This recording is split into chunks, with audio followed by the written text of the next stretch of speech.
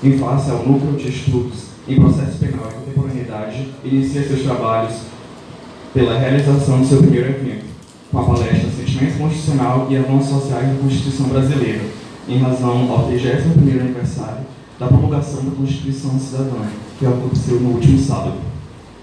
O objetivo do projeto, através de suas aulas abertas, é permitir que temáticas de intensa pertinência sejam alvo de estudo e análise de todos os acadêmicos, uma vez sendo a busca pelo conhecimento nosso principal anseio.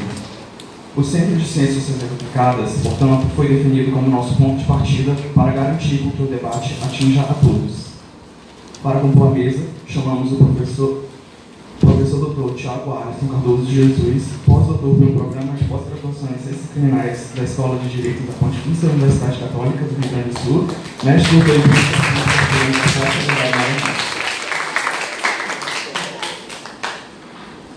Chamamos também o professor mestre Mário de Andrade Macieira, mestre em Direito pela Universidade Federal de Pernambuco, graduado pela própria Universidade Federal. Pedimos a todos que prestem atenção, desliguem os celulares e bom proveito.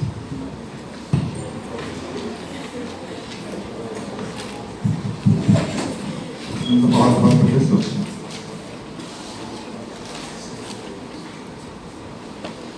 Então, bom dia a todas e a todos. Sejam bem-vindos à Universidade Estadual do Maranhão. Quem, portanto, aqui não é aluno, sempre tem acolhidos. Hoje, para a gente, é um dia também histórico, porque nós estamos lançando um projeto inovador que, à luz de algumas outras experiências, inclusive fora do Brasil, tenta a difusão de diversos temas, debates, problemáticas que não fazem, pois, ali parte dos componentes curriculares da graduação. E justamente por isso, então, que é uma vertente da extensão que, associado, pois, a uma pesquisa prévia, gera para nós um novo ambiente universitário.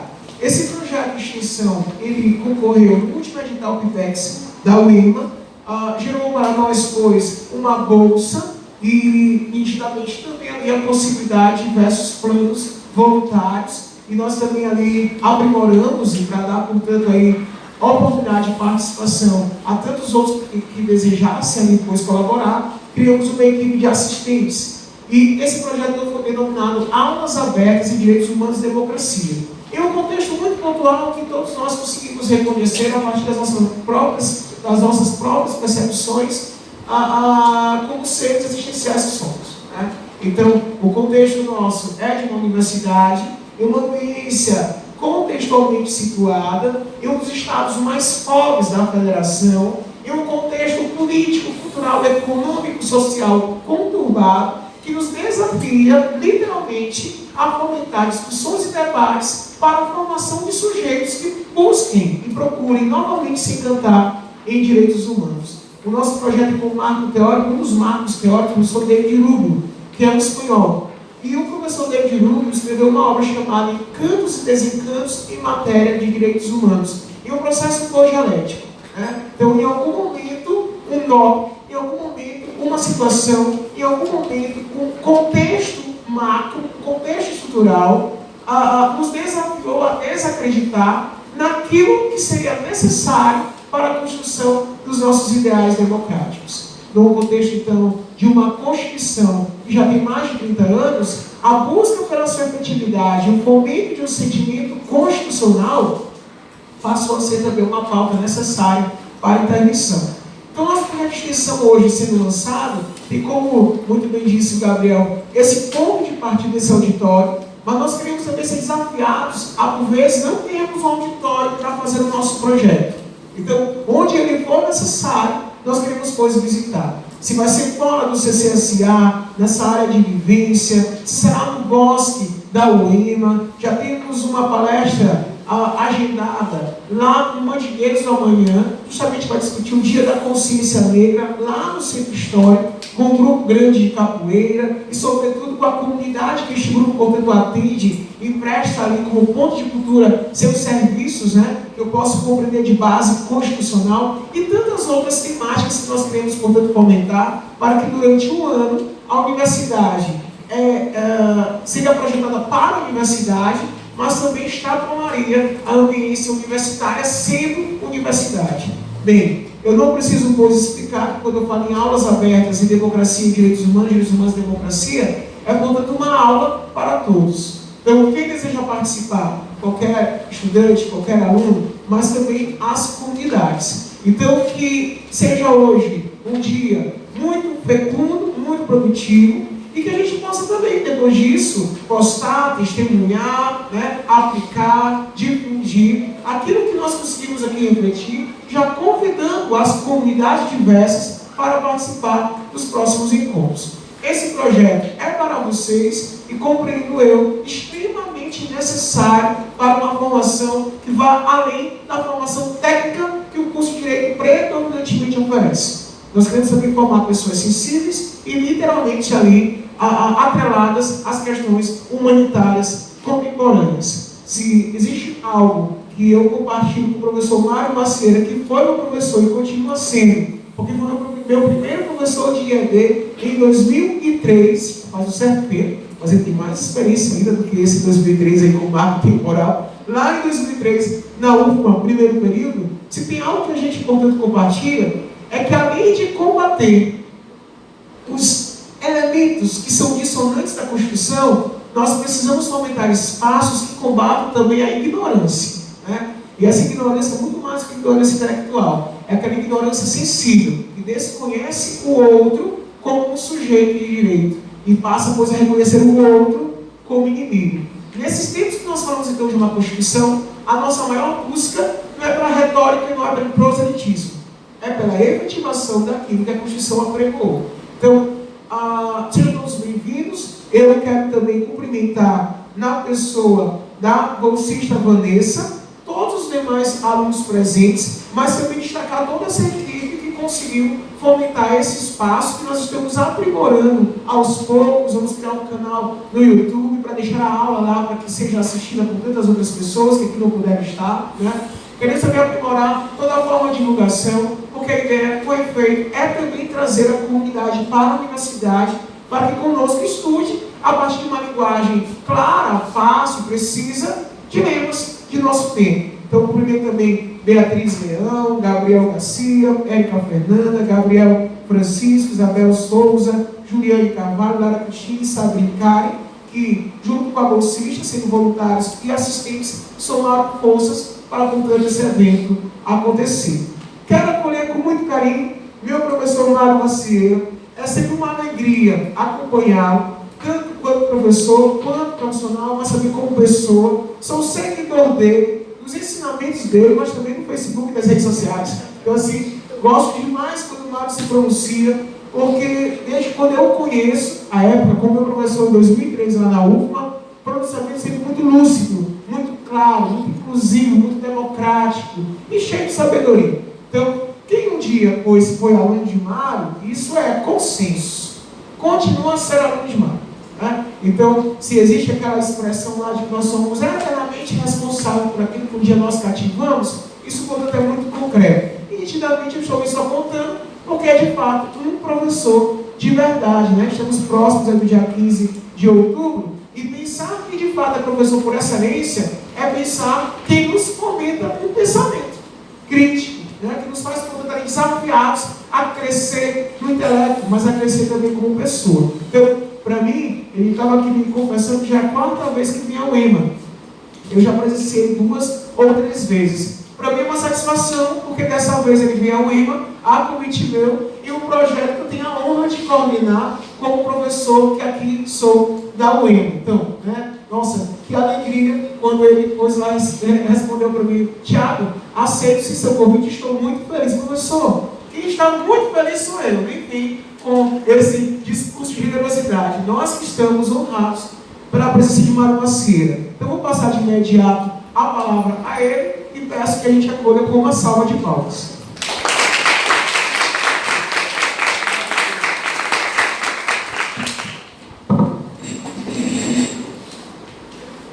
Então, pessoal, primeiro eu quero agradecer muito ao convite do professor Thiago Alisson. Como vocês veem, tem uma amizade muito grande por mim, faz com que ele exagere nas minhas qualidades. Né? Eu quero agradecer muito a oportunidade de estar aqui de novo, discutindo com meus colegas e meus alunos da UEMA e alguns alunos da UFMA que vieram aqui hoje, sobre sentimento constitucional, avanços sociais nos 31 anos da Constituição de 1988. Agradeço, portanto, ter sido lembrado para estar aqui, participar desses debates. Agradeço aos alunos que organizaram esse encontro, junto com o professor Alisson, e quero dizer, sempre estou à disposição, não é, para quaisquer convites. Só não virei se não for possível, mas sempre que possível eu estarei à disposição. Quero dizer que Tiago foi meu aluno e foi daqueles alunos, e é daqueles ex-alunos que nos orgulham, né?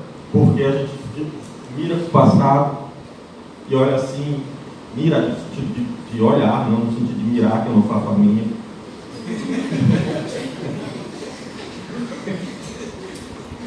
E diz assim, poxa, valeu a pena.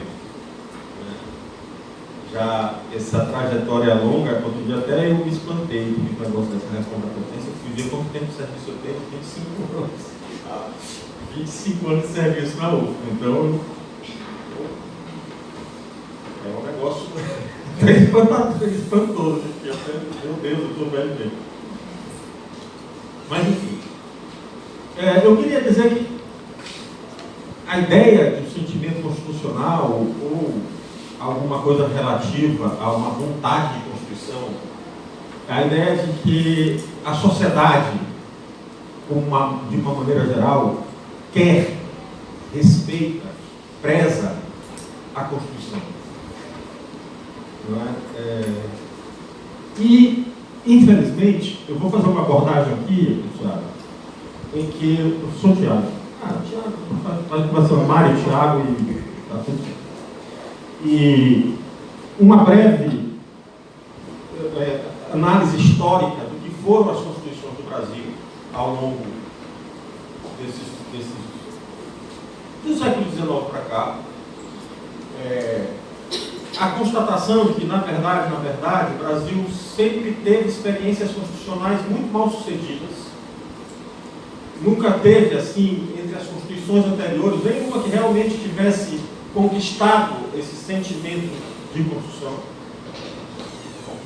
E a história do Brasil, infelizmente, é a história de uma sucessão de golpes que, do ponto de vista constitucional, significam rupturas da ordem constitucional, ilegítimas, rupturas ilegítimas. E isso sempre leva a ordens constitucionais inefetivas, não é? Ao desrespeito sucessivo às constituições. Depois, eu quero falar sobre a Constituição de 88. Falar um pouquinho do que foi o processo constituinte e do que foram as reformas constitucionais. Se teve avanços ao longo desses 31 anos de Constituição e, por fim, qual é a nossa situação hoje? Não é? Que eu considero uma situação de graves ameaças à Constituição Democrática de 1988. Mas vamos lá, vamos fazer esse trajeto. Eu tenho 30 minutos? Tá. Eu vou tentar não me alongar muito, porque também fica contraproducente e a gente acaba não fazendo debate. A Constituição Constituição primeira da história brasileira, o Brasil nasce como colônia de Portugal, uma monarquia absolutista que não tem Constituição. Não é? A primeira Constituição brasileira é a Constituição do Império, a partir de uma independência combinada, eu botei entre aspas aqui, combinada, porque Dom João VI manda uma caixa para Dom Pedro e diz: olha, Pedro, antes que outro aventureiro faça, proclama tu a independência do Brasil. Né?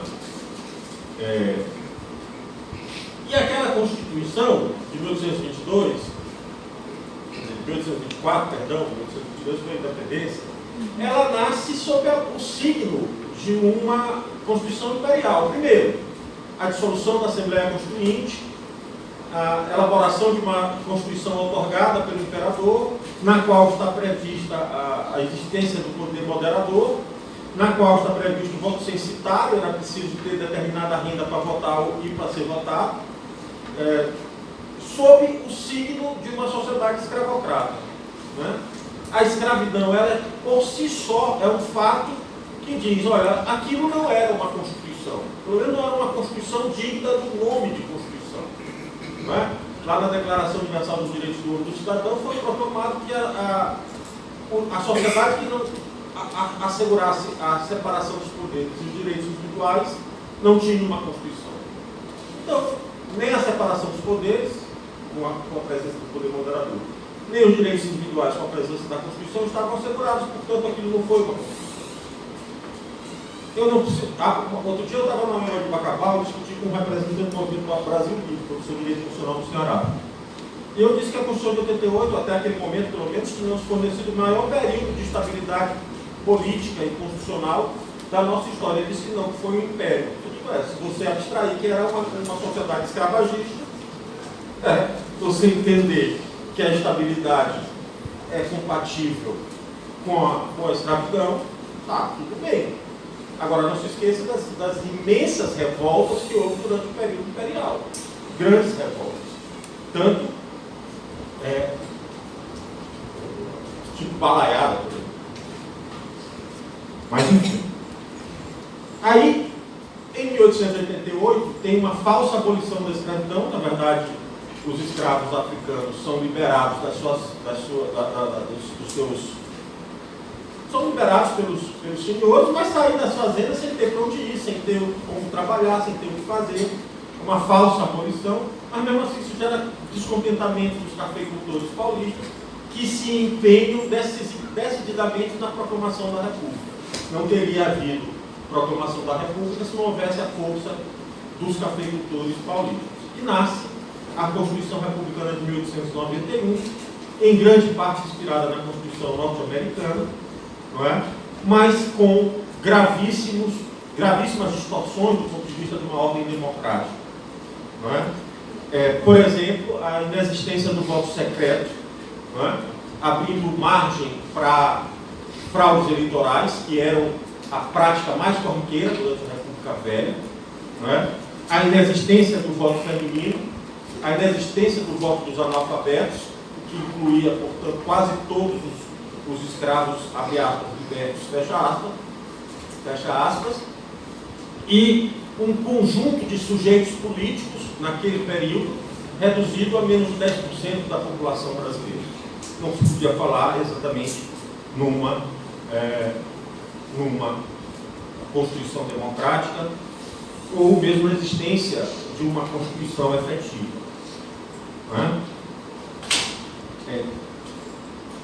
O fato de nascer sob a influência das oligarquias leva também a uma grave distorção do sistema político, que é a chamada política dos governadores, não é? Sobretudo a política do café com leite, com a alternância entre paulistas e mineiros no poder. E isso leva a um descontentamento de outras oligarquias, principalmente quando São Paulo rompe, Washington Luiz rompe com o pacto, que quer fazer Júlio Prestes presidente sucessor dele, e aí o estado de Minas, a Paraíba e o Rio Grande do Sul, liderados por Getúlio, se rebelam naquilo que ficou conhecido como a Revolução de 30. Né? Cria-se um governo provisório, porque é uma ruptura, né? Com a ordem anterior, e Getúlio governa sem Constituição até 34.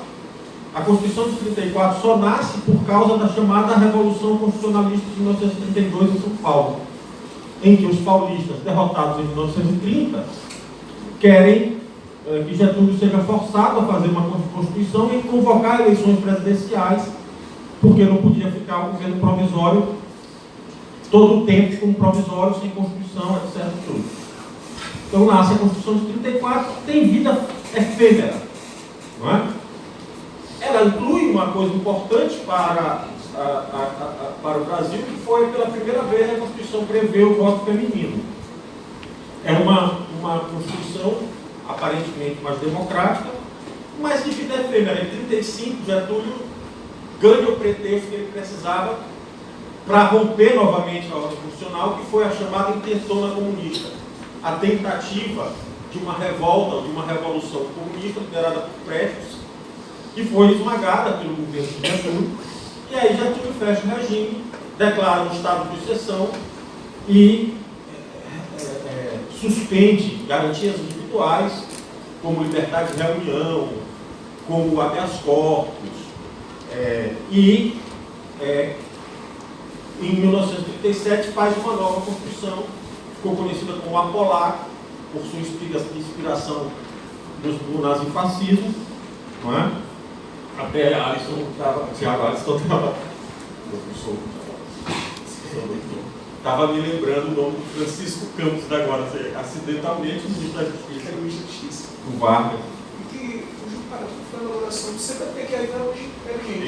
Isso que eu ia dizer, né? Durante a Polaca, tem um ponto aqui, vários códigos foram feitos. Em 1939, o CPC, o primeiro Código de Processo Civil, em 1940, o Código Penal, e em 1941, o Código de Processo Penal, só para citar os exemplos. Né? O regime é um regime ditatorial, uma ditadura bastante forte, e eu queria até contar um caso, não sei se, mas eu acho que é importante para a nossa cultura jurídica, a gente se habituando ao papel que os juristas têm na defesa dos direitos em momentos difíceis como era o Estado Novo. Depois de fracassar na intentona comunista, Prestes, Luiz Carlos Prestes, que tinha liderado a coluna Prestes, ficou conhecido depois da coluna como o Cavaleiro da Esperança, foi preso. E junto com o Prestes foram presos vários membros do Partido Comunista, inclusive um americano que veio para o Brasil com um nome alemão, chamado Erich Berger, que fazia segurança de Prestes. E eles foram presos num navio prisão. E eles estavam presos e receberam a visita de um grande advogado brasileiro, chamado Sobral Pinto. Aliás, fica a dica que filme Sobral, o homem que não tinha preço, muito interessante. E eles recebem a visita do Sobral. E Prestes se recusa a aceitar que Sobral Pinto defenda ele, porque Sobral Pinto era um homem extremamente conservador. Mas ele acabou aceitando que Prestes, apesar de comunista, aceitou ser defendido por um homem extremamente conservador, mas não é desse conservadorismo brutal que a gente vê hoje, que quer a eliminação do outro por causa de suas diferenças ideológicas. Ele era um conservador e um verdadeiro cristão. Ele dizia, como advogava para no crime, ele dizia: amo o criminoso, detesto o crime, mas amo o criminoso. Não é? Vamos ver. E aí, quando Sobral sai do navio prisão, ele sai horrorizado, porque Prestes estava preso numa cela em que ele não conseguia ficar em pé. Ou ele ficava deitado, ou ele ficava sentado, ou ele ficava acocorado, mas nunca em pé. E Helmy Berger estava preso numa cela que ficava embaixo de uma escada do navio, aquelas escadas de ferro. Ele acabou enlouquecendo por causa do barulho que os turnos dos soldados faziam na hora de subir e descer a escada, e não tinha um minuto de descanso, acabou enlouquecendo. E aí Sobral Pinto impetrou no Supremo um habeas corpus que ficou mundialmente famoso. Ele impetrou no Supremo um habeas corpus em que ele pedia ao Supremo que aplicasse aos presos políticos, especificamente a Heriberger e a Prestes, a Lei de Proteção aos Animais. Que a Lei de Proteção aos Animais previa condições de encarceramento mais dignas do que aquelas dispensadas aos presos políticos do Brasil. E esse habeas corpus foi internacionalmente conhecido. E essa é muitas às vezes a função de nós, advogados e juristas, na defesa dos direitos, né, fundamentais. Ter coragem cívica para promover a defesa dos direitos acima do poder. Em 1946, depois do fim do regime Vargas, é retomada uma nova Constituição, é feita, retomada uma democracia aparente, é garantida a participação do Partido Comunista do Brasil na Assembleia Constituinte, são representantes do Partido Comunista na Assembleia, por exemplo, o próprio Prestes e Jorge Amado, o famoso romancista brasileiro Jorge Amado, e eles participam da Assembleia Constituinte de 45, 46, mas logo depois o presidente Dutra, que era um militar, aliás, a presença dos militares no poder do Brasil nasce já lá com a proclamação da República, os marechais, depois os generais, etc. E o Partido Comunista do Brasil é caçado e tem seus membros perseguidos. E tem um livro, do Carlos Magalhães, uma biografia do Marighella, que, aliás, ia sair um filme sobre esse livro, não sei se foi censurado, parece que tem uma tendência a ser. Não foi censurado, mas saiu um livro da biografia do Marighella, que também foi deputado constituinte, em que o Mário Magalhães, que é o autor do livro, disse que morreu mais comunista durante o governo de Eurico Dutra do que em todo o Estado Novo, porque a perseguição contra os membros do Partido Comunista foi mais violenta ainda, mesmo sob os auspícios, aliás, de uma Constituição democrática. Mas, ao mesmo tempo, foi um período em que a Constituição de 46 teve muita instabilidade. As instabilidades viam-se, por exemplo, no segundo governo de Vargas, quando ele volta ao poder, como ele mesmo dizia, os defensores dele diziam, a volta do Vargas ao poder dos braços do povo. Não é? Ele era realmente um grande líder popular. Né? Mas aí começa a sofrer uma série de ataques de corrupção. Né? Novamente, os donos da virtude apontando o dedo para o outro, dizendo: olha que corrupto, é o mar de lama, dizia Carlos Lacerda. Foi tanta pressão que ele acabou se matando. Né? Saiu da vida para entrar na história, foi a frase que ele ficou célebre na carta de despedida dele. Instabilidade política que ainda estava presente no período de Juscelino Kubitschek.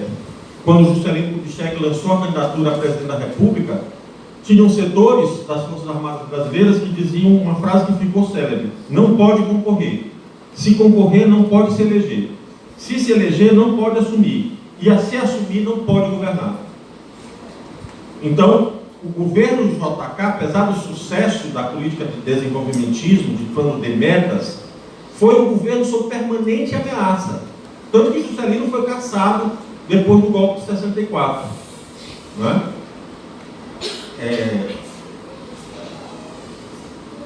Mas foi também o período do Juscelino de grande otimismo no Brasil. O Brasil que cresce, o Brasil que é grande, Bossa Nova, Campeonato Mundial de 1958, grande otimismo, mas muita instabilidade política.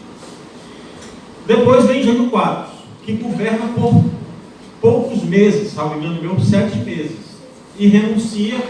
Dizem até hoje, alegando que havia forças ocultas que não deixavam governar. Até outro dia saiu uma notícia que o 03 ou o 02, algum deles, disse que estavam tramando a queda do pai deles. Essas coisas assim. Forças ocultas. As forças ocultas não estavam deixando ele governar. Ele renuncia. Dizem os historiadores que ele renuncia na perspectiva de ser reconduzido ao cargo pelo povo. Só que o povo tá bom, vai para casa. Né? E quando ele renuncia, João Goulart, vice-presidente da República, está na China, visitando a China. Quando os deputados daqui visitar a China, foram chamados de comunistas, porque foram lá visitar a China. O pessoal só o partido comunista foi? gente tem que ter comunista até debaixo da cama. Aí, aliás, minha homenagem ao meu amigo, governador Flávio Dino, grande líder do Partido Comunista do Brasil, excelente jurista, ótimo professor de direito e grande quadro político nacional. Muito bem. Aí, Jango é impedido de assumir. Ele é comunista. Como Jango tinha latifúndio do Uruguai e do Rio Grande do Sul, era um latifundiário. Só que ele era do Partido Trabalhista Brasileiro, PTB. Né? E discutia as chamadas reformas de base, reforma urbana, reforma agrária. E aí inventou-se a solução, Tancredo Neves à frente, inventou-se uma solução conciliatória para Jango poder voltar para o Brasil, assumir o governo, mas assumir como uma espécie de rainha da Inglaterra, no parlamentarismo, chamado golpe parlamentarista, que já foi uma ruptura com a Constituição de 46. Não é? Logo depois, Jango volta, assume, é submetido ao parlamentarismo a um plebiscito, e a população, majoritariamente, opta pelo presidencialismo. João Goulart assume a presidência da República, mas não governa por muito tempo. E a 1º de abril de 64, ele é deposto por um conjunto de forças militares. Inclusive ficou famoso o discurso de Tancredo Neves no Congresso Nacional, porque o presidente do Congresso, Hugo Mazili, declarou a ausência de Jango do território nacional. O Jango estava no Rio Grande do Sul, e todo mundo sabia, ele não estava fora do território nacional, estava no Rio Grande do Sul. E Tancredo, diante do golpe inevitável, golpe com a participação do Congresso, gritou: canalhas, canalhas, canalhas. E não teve jeito. Jango foi deposto, foi para o exílio, assumiu o Marechal Castelo Branco, que editou o ato institucional número 1, fechando o Congresso Nacional, suspendendo as garantias individuais, suspendendo o habeas corpus, e a partir dali iniciava-se um longo período de 21 anos de ditadura militar. Querem agora dizer que não houve ditadura, mas houve ditadura sim. Prisões, cassações, torturas, censura sobre a imprensa, censura sobre as artes, censura sobre o pensamento livre nas universidades. Qualquer semelhança não é mera coincidência. Aí, tipo, tentei essa que fica diferente também. Fechamento do Congresso Nacional, intervenção sobre o Supremo Tribunal, sabe aquele negócio do cabo do soldado e do jipe? Intervenção sobre o Congresso Nacional. É assim que morrem as democracias. Nunca havia tido na história do Brasil tal interferência no Supremo. Havia 3 ministros do Supremo, 3 nomeados por João Goulart. Eram eles Evandro Lins e Silva, Hermes Lima e Vitor Nunes Leal. Ambos ligados, antes de serem ministros, ligados ao Partido Socialista Brasileiro.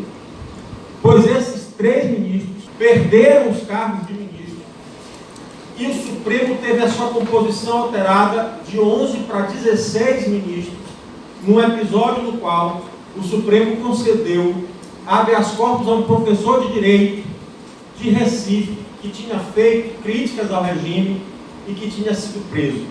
E o Supremo deu habeas corpus baseado no princípio da liberdade de cátedra, e o regime militar interveio no Supremo, aumentou o número de composição de 11 para 16 ministros, de modo a ter maioria no plenário do Supremo Tribunal Federal.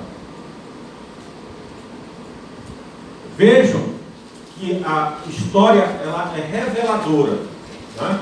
Quando hoje, por exemplo, ministros do Supremo são ameaçados, né, por seus votos, por suas posições, né, são ameaçados tanto em manifestações públicas, como em falas de autoridades militares, como em falas de alguns parlamentares, como por pedidos de impedimento dos ministros do Supremo. O endurecimento definitivo do regime. No período de 70, sobretudo durante o governo do general Emílio Médici, o Brasil toma parte de uma das mais famigeradas operações de eliminação de inimigos que as ditaduras da Latino-Americana fizeram, a Operação Condor. Não é? Aliás, outra recomendação de filme, A Torre das Donzelas, eu acho que é isso, que é um filme sobre um presídio onde ficavam presas as mulheres acusadas, abre aspas, de terrorismo, fecha aspas. Então não adianta dizer que não houve ditadura. Houve e foi evidente que era muito violenta. Uma intervenção dos sindicatos, extinção da União Nacional dos Estudantes, controle do governo sobre os diretórios estudantis. Eu estava fazendo marista, segundo grau na época, hoje ensino médio, quando a gente, na liderança de hoje, do governador Flávio Dino, resolveu criar o Grêmio do Marista, era um movimento pelos Grêmios Livres, que até então só tinha centro cívico, que eram controlados pela direção das escolas. E só podia ser do centro cívico quem os diretores escolares autorizassem. Né? E eu me lembro de toda essa discussão sobre a lei do regime da ditadura militar, que tutelava as entidades estudantis. Muito bem. Vem o declínio do regime. Né? No governo Geisel, se começa a falar de abertura lenta, gradual e segura. Mas se revelou recentemente, através de documentos oficiais da Agência Central de Inteligência dos Estados Unidos, da CIA, que o presidente Ernesto Geisel não só tinha conhecimento da existência de tortura do seu governo, como autorizava a ocorrência da prática. Não custa lembrar que tortura, como genocídio, é crime contra a humanidade, imprescritível e insuscetível de anistia ou de perdão. Muito bem, em 1977, a ditadura, ela inclusive acabou com a liberdade de organização partidária e só ficaram 2 partidos, a ARENA, Aliança Renovadora Nacional, e o MDB, Movimento Democrático Brasileiro. Só 2 partidos foram autorizados a funcionar. E em 77, o MDB, que era um partido de oposição, teve uma grande vitória eleitoral e fez maioria no Senado. Geisel não teve dúvida. Fez o chamado pacote de abril. Vocês vejam que a Constituição de 69 é aquilo que Carlos Universidade chamava de Constituição nominal. Ela só servia mesmo para salvar as aparências, mas ela não tinha nenhum valor de Constituição. Não tinha força de Constituição. Não era uma Constituição. Tá certo? Então, o que você tem? Você tem em 77 o chamado pacote de abril, com a criação da figura dos senadores biônicos, que eram aqueles senadores que não eram eleitos, eram nomeados pelo presidente da República, para que o governo tivesse maioria do Senado da República. Aí vem a luta pela anistia dos presos políticos, dos exilados políticos, os perseguidos do regime que estavam no exílio ou que estavam presos, deviam ser anistiados. Veio a anistia, mas junto com a anistia dada aos perseguidos pelo Estado, veio a anistia dos agentes do Estado que tinham praticado crimes contra a humanidade, como banimento forçado, como desaparecimento, como tortura e como homicídio. Isso não é ficção nem fake news, é história. E não adianta querer reescrever a história negando o passado. A partir de 79, com a volta das grandes lideranças ao país, exemplo, Miguel Arraes, Leonel Brizola, se fortaleceu o movimento pela democracia, ou pela retomada democrática no Brasil. E em 1984 teve a famosíssima campanha das diretas já. Né? Queremos votar para presidente. Mas não era só para presidente, era para presidente, para governadores de estado, para prefeitos de capitais. Todos esses cargos não eram escolha por eleição direta. Se isso não é ditadura, eu não sei o que seja. Não é? a emenda Dante de Oliveira, que tratava das eleições diretas já, foi derrotada no Congresso Nacional.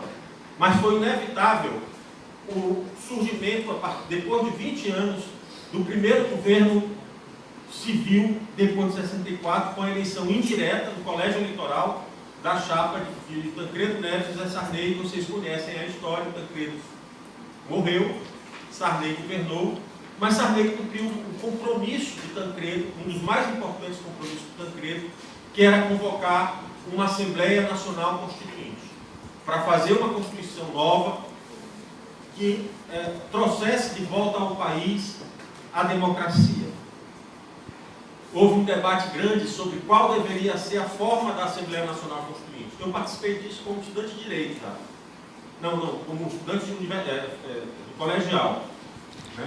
A OAB, a CNBB, vocês sabem o que é CNBB, né? Federação Nacional dos Bispos do Brasil, a Associação Brasileira de Imprensa e outras entidades da sociedade civil defendiam o que a gente chamava de Assembleia Nacional Constituinte Exclusiva. O que é isso? Ia ser criada uma Assembleia com poder apenas para fazer a Constituição, que seria dissolvida depois de aprovada a Constituição, e seriam convocadas eleições gerais para o Brasil. Não passou a ideia. Passou a ideia de uma Assembleia Nacional Constituinte congressual. O que seria isso? Os congressistas eleitos na eleição de 86 ficavam também com o poder de elaborar uma nova Constituição. E assim foi feito, inclusive com a participação dos senadores biônicos nomeados pelo governo federal. Mas o processo constituinte foi um processo com grande participação popular. Índios, mulheres, estudantes, ecologistas, empresários, todos, agricultores e empresários da agricultura, todos participaram do processo constituinte, levando demandas que acabaram se incorporando à Constituição, e a gente pode dizer que a Constituição de 88 é a mais generosa Constituição em termos de assegurar direitos. Não é? E não é desprezível o fato de que esses direitos estão no começo do texto. A dignidade da pessoa humana está no início do texto. A igualdade de todos está no início do texto. Os direitos fundamentais da vida, da liberdade, estão no início do texto. E espalhados por toda a Constituição está configurada a proteção dos direitos sociais, econômicos e culturais. É uma Constituição que incorpora ao seu texto a proteção ao meio ambiente, a proteção aos povos tradicionais, a proteção ao patrimônio histórico, direitos tidos como direitos de quarta dimensão. Não é? Quais são as... Eu penso que já em 1995, com o governo do presidente Fernando Henrique Cardoso, a Constituição passou, em 93 teve uma revisão geral, para saber se o Brasil ia adotar a monarquia e o parlamentarismo. Foi feito um plebiscito, o povo escolheu presidencialismo e república, e aí teve uma reforma constitucional, só teve 5 emendas. Mas depois de 95, teve um conjunto enorme de emendas constitucionais, sobretudo emendas na área econômica, que visavam adaptar o texto às exigências de uma hegemonia neoliberal. Então, por exemplo, privatizações das empresas estatais, teve que haver emenda constitucional para permitir a entrega da navegação de cabotagem, também teve que ter, que a navegação que se faz no litoral, também teve que ter emenda constitucional. A propriedade do subsolo e a exploração mineral dos minérios do subsolo também passou por reforma constitucional. E houve 2 grandes reformas. Houve uma emenda constitucional para permitir a reeleição do governo Fernando Henrique. Até hoje tem notícias que registraram na época o fato de que talvez o mensalão tenha nascido na votação dessa emenda, porque o então ministro das Comunicações, o cidadão chamado Sérgio Mota, teria dado, na época, R$200 mil para cada parlamentar que votasse a favor da emenda da reeleição.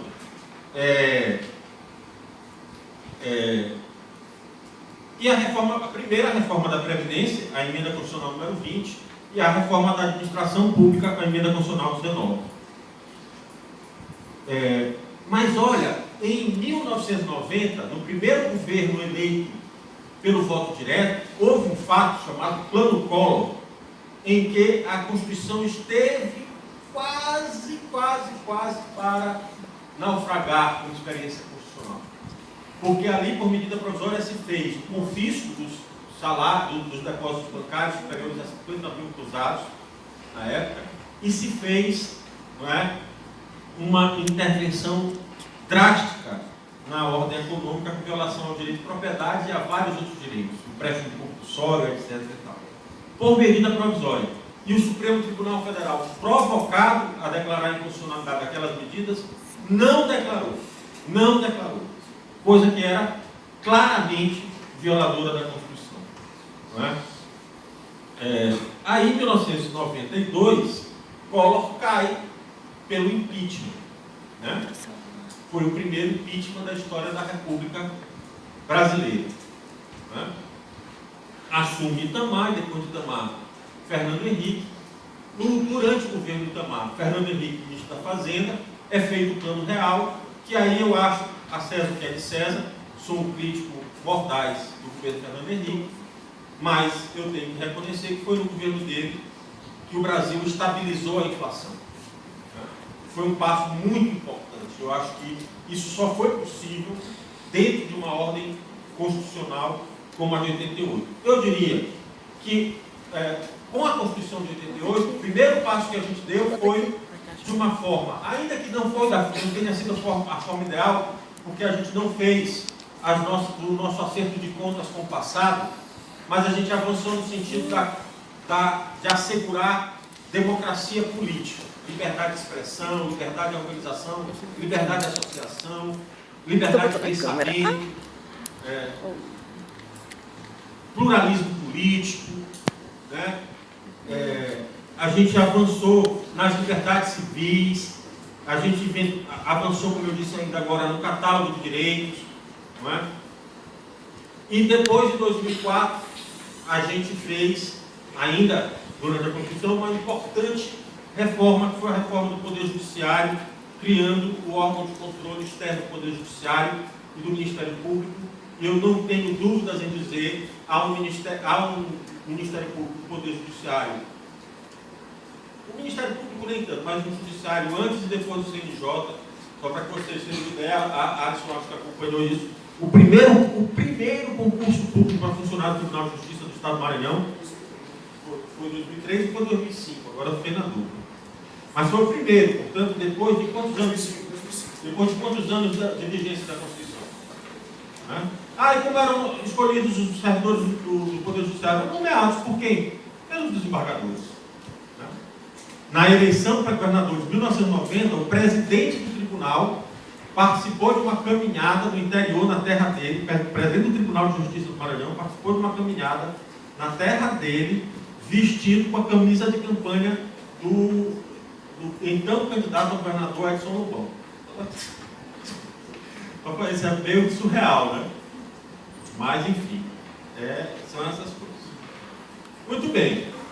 Então, acho que o que a gente pode anotar, assim, eu gosto sempre de dizer, para a gente também não ficar com aquele complexo que só no Brasil está tudo errado, só no Brasil tem corrupção, só no Brasil nós somos um povo desgraçado, miserável. Segundo a José de Souza, esse negócio do brasileiro malandro, do brasileiro indolente, do brasileiro desonesto, isso é uma invenção das elites. Né? José de Souza insiste muito nisso. Né? Isso é pura ideologia política. Né? Enfim, a democracia e as liberdades civis. Primeiro ponto. Com a Constituição de 88 a gente dá esse passo. Eu vejo aqui no auditório todos ou quase todos vocês já nasceram numa sociedade democrática.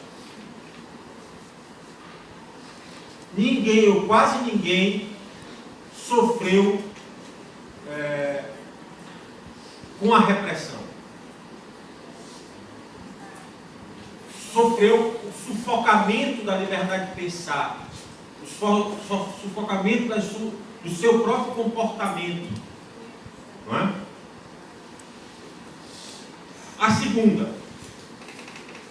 O segundo grande avanço, eu acho que foi quando a gente conseguiu, isso é mérito, principalmente do governo Fernando Henrique, mas depois também dos outros governos que seguiram, estabilizar a inflação.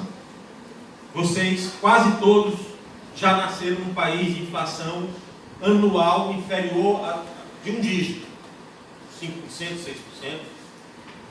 Vocês não sabem o que é viver numa inflação em que no mês, desde março de 1992, a inflação foi de 84,32%.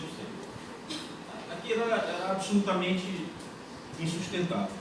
E terceiro, que eu acho que foi a grande conquista dos governos, do governo Lula e do governo Dilma, a redução da pobreza e da desigualdade social. É inegável os avanços que durante aquele período se teve. Universidade para todos, luz para todos, programa de cacimbas no interior do Nordeste, enfim, é inegável.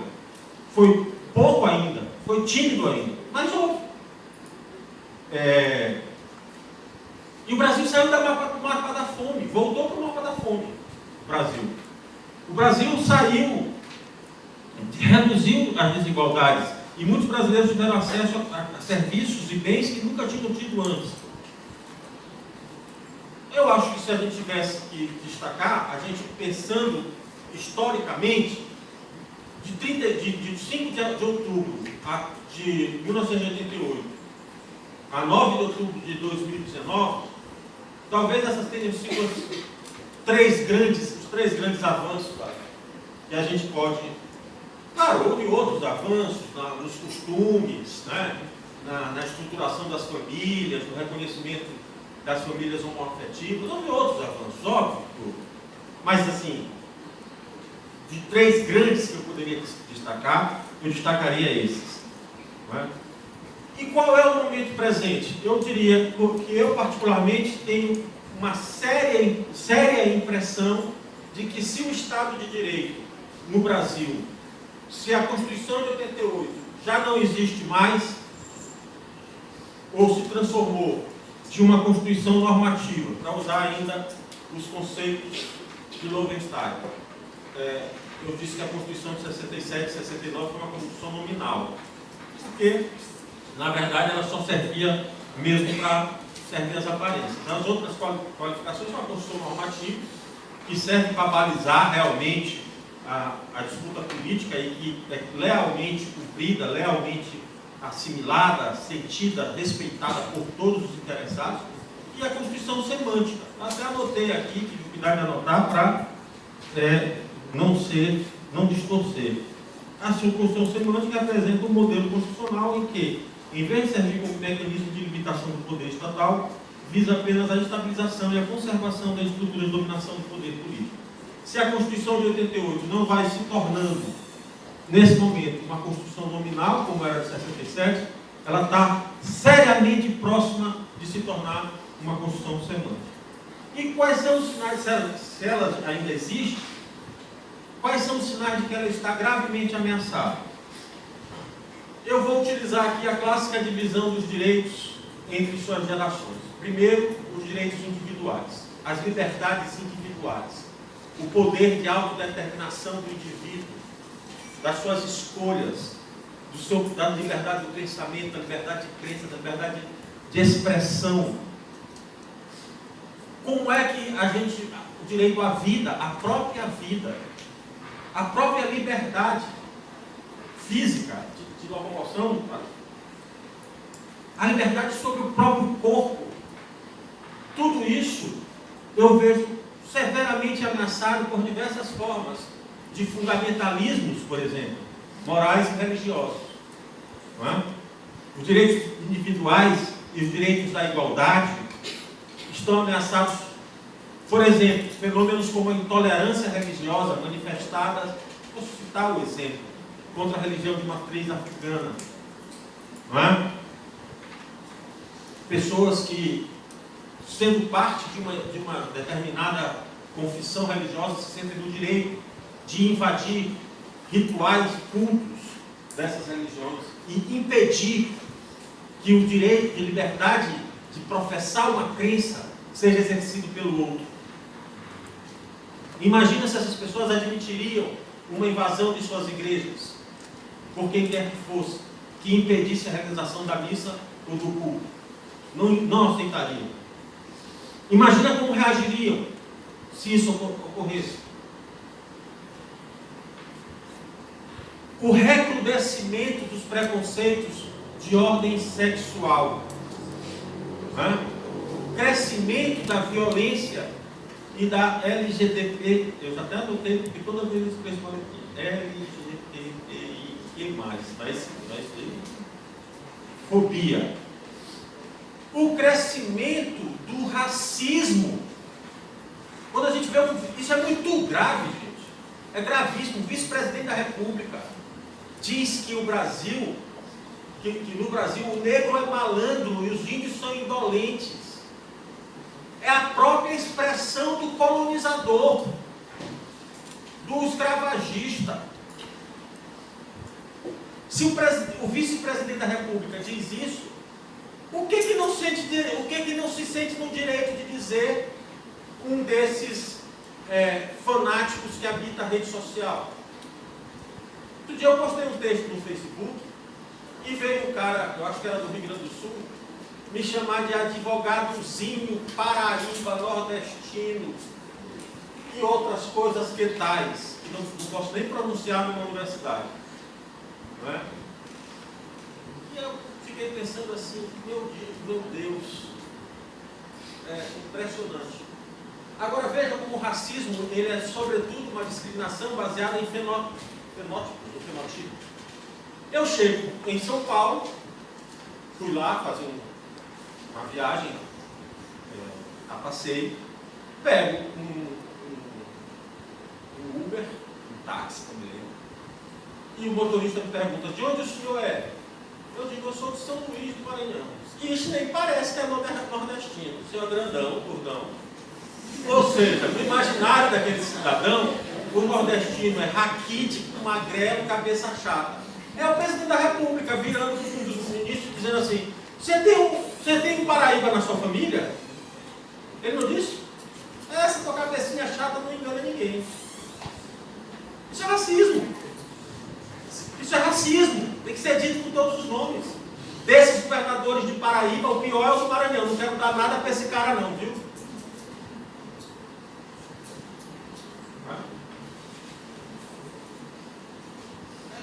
Deve ser também o fato dele ser um cara inculto, porque não sabe Jorge Amado, Ariano Suassuna, Gonçalves Dias, sei lá, quantos vocês podem ver? Manuel Bandeira, Caetano, Gil, né? Todos são, abre aspas, paraíbas.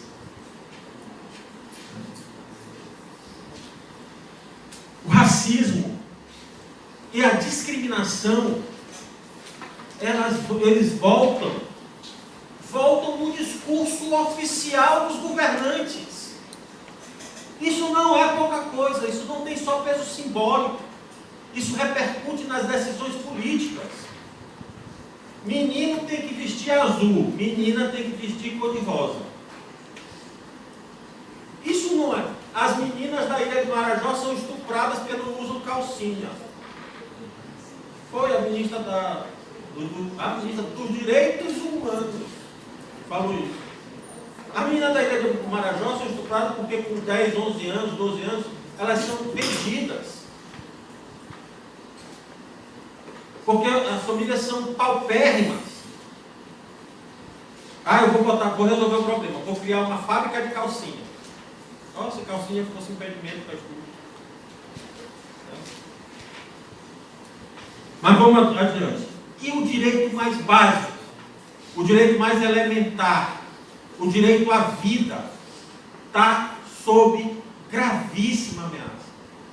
governadores do Estado e o ministro da Justiça, que querem que o aparato do Estado, através de policiais, tenha licença para matar, que mandam atirar na cabecinha, que de cima de um helicóptero atiram em escolas e acertam templos religiosos, como aconteceu no Rio de Janeiro.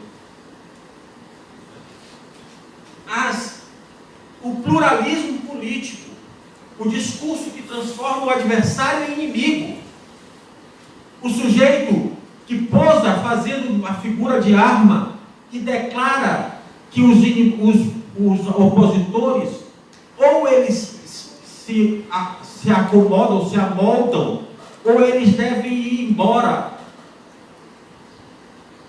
ou estarão mortos ou presos. Esse é o discurso do Brasil homem ou deixo da ditadura militar. Essa história da violência como método de combate à violência, do crime como método de combate ao crime, sabe o que gera? Morte de inocentes, como a menina Ágata. E morte de policiais. A polícia brasileira é a polícia que mais mata e é a polícia que mais morre. E o crescimento dos números de suicídio entre policiais aumenta exponencialmente. É esse o resultado desse tipo de política. E a transformação do adversário em inimigo gera vítimas como Marielle Franco. Isso, evidentemente, é uma ameaça à democracia e, portanto, à norma constitucional que é a sua base. Vou adiante. Teve uma frase que foi de uma infelicidade e tinha uma escatologia ao mesmo tempo, em que num discurso, acho que aqui no Nordeste, o presidente disse: eu vou eliminar o cocô do Brasil, e o cocô é essa esquerda. Parece que, além de tudo, tem sérios problemas psicológicos. Os direitos sociais, econômicos e culturais, ameaçadíssimos. Na Bienal do Livro, ou na Feira do Livro, não sei, do Rio de Janeiro, censurado um livro porque tinha um beijo gay. Uma propaganda do Banco do Brasil é tirada do ar porque apela à diversidade. Um filme produzido em Brasília e com apoio da Ancine é bloqueado, tem suas verbas bloqueadas porque trata da temática da homoafetividade e por aí vamos. É a volta da censura. É a volta da censura. Não adianta dourar a pílula. Isso é papel de ditaduras. Isso é incompatível com a democracia. O fato de a maioria ter elegido um determinado dignatário ou mandatário não dá a ele poder para fazer o que bem entender. O limite desse poder é dado na Constituição. O problema é que esses limites estão sendo claramente desrespeitados. Liberar o uso de fuzil para pessoas, para civis comuns, pessoas comuns. Alguém aqui tem dinheiro para comprar um fuzil? Alguém aqui sabe utilizar um fuzil? Mas miliciano sabe. Miliciano sabe. A ideia de que dentro das propriedades rurais, no limite das propriedades rurais, os donos e proprietários podem andar armados. Num contexto de uma realidade rural de conflitos, de violência. Aqui no Bico do Papagaio, Maranhão, Pará e Tocantins, por exemplo, a ameaça aos direitos previdenciários, ameaça não, praticamente consumada a reforma da Previdência. Porque tem que economizar 1 trilhão e tem que matar quantas pessoas, porque não vai ter quase ninguém que vai conseguir se aposentar. Um dia desse, se vocês quiserem discutir a reforma da Previdência, eu venho. Mas completar 240 contribuições mensais para o INSS, ou seja, no mínimo, 20 ou 15 anos de contribuição, e mais 65 anos de idade, esse homem, e 62 anos de mulher, no mercado de trabalho, em que a maioria dos trabalhadores só consegue recolher 5 contribuições por ano. Façam as contas. 5 contribuições por ano. Para ter acesso ao direito de aposentadoria integral, tem que ter 40 anos de contribuição. Quantos anos, efetivamente, vão ser necessários para você reunir 40 anos de contribuição, se a maior parte dos trabalhadores só conseguem vínculo formal de emprego durante 5 meses do mês? Em que o mercado informal do trabalho é muito superior ao mercado formal do trabalho.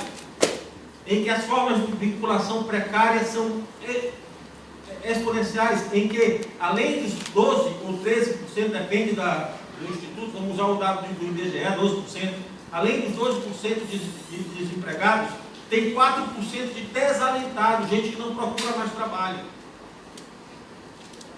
Além de outros tantos por cento, eu me lembro agora que me parece 6% de subutilizados.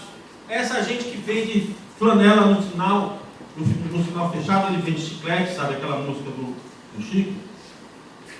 No sinal fechado, ele vende chiclete. Esse pessoal, como é que essas pessoas não têm acesso ao direito à previdência social? Nunca! Nunca! A reforma trabalhista de 2017, aprovada no governo Temer, ainda piorou a situação da precariedade do trabalho no Brasil. Um país que ainda hoje convive com alarmantes índices de escravidão moderna, escravidão contemporânea. Não é? Os direitos, portanto, da primeira, da liberdade, da segunda, os direitos políticos, da terceira, os direitos sociais, e da quarta, os direitos como meio ambiente, está ameaçado. O que se está vendo na Amazônia? Se está vendo que o discurso incita a prática. A autorização, na prática, a autorização dada pelos de cima faz com que os de baixo ajam. Né? Os povos tradicionais estão ameaçados, quilombolas e indígenas. Numa reunião com garimpeiros, o presidente da República diz: o problema da Amazônia não é o índio nem a porra da árvore, é o minério. O que isso gera entre os garimpeiros? Gera o sentimento que eles estão autorizados a invadir terras indígenas. Aqui no Maranhão, na região de Santa Inês, Sedoca, por ali, tem um povo indígena chamado povo indígena Nauá, que está sofrendo com a invasão de madeireiros nas suas terras, que estão sendo mortos, que estão perdendo direito ao seu modo tradicional de viver. Eles nem sequer falam português. Muito bem. Agora, vem propostas do tipo privatização dos parques nacionais e das reservas nacionais ambientais. Na mira, entre outros, o Parque Nacional dos Lençóis Maranhenses. Vai ser privatizado para exploração por proposta legislativa do senador Roberto Rocha.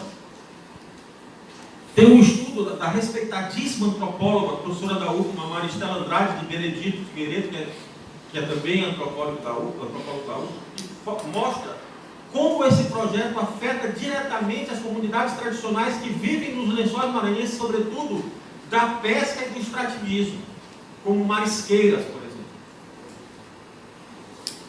Então, essas ameaças a todo o conjunto de direitos que o Brasil, a duras penas, com muita luta, fez inserir na Constituição de 88. Isso tudo vai me dando, assim, do meu ponto de vista, a sensação de que se a Constituição de 88, essa jovem senhora de 31 anos, tão combalida, tão atacada, se ela ainda existe, ela está muito ameaçada. E há apenas alguns passos de se transformar numa Constituição semântica. Obrigado.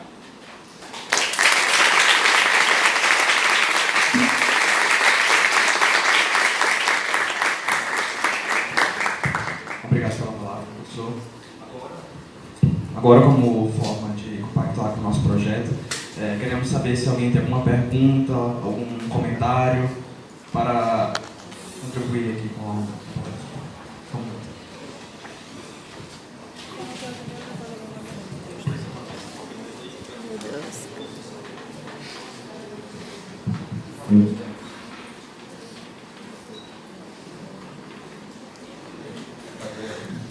Bom dia, professor. Meu nome é Rafael. Quando o senhor recordou um pouco do histórico constitucional, me veio à mente um pouco das aulas do professor Thiago, no sentido que foi abordado para nós a Constituição no sentido de uma Constituição dirigente, a abordagem do professor Donati, em que esse dirigismo constitucional ele deveria ser realizado no sentido de alcançar a realidade a partir de objetivos firmados, não estabelecendo a Constituição somente como uma mera folha de papel, um mero texto normativo que não ganhasse essência prática, mas que no contexto da nossa realidade em si, a gente pode ver que as emendas constitucionais de 88 para cá, elas colaboraram apenas para algumas mudanças de competência administrativa e no sentido de que no próprio texto constitucional, algumas, recordando um pouco da fala do professor Thiago, algumas gavetas elas foram mais abertas que as outras. Então, além disso, a gente pode perceber um sentimento constitucional atualmente pouco efervescido na sociedade, no sentido de que grande parte das pessoas ainda pouco conhece ou desconhece daquilo que lhe é de direito, daquilo que lhe é de garantia fundamental. Então, em cima disso, eu queria perguntar para o senhor o que ainda se pode esperar nesse momento de constantes ameaças aos direitos individuais, o que ainda se pode esperar da Constituição e, além da sua, não só da Constituição, mas da prática desta pelos juristas, o que ainda se pode esperar dela no sentido de não somente assegurar os direitos, mas sim de garantir essa efetividade.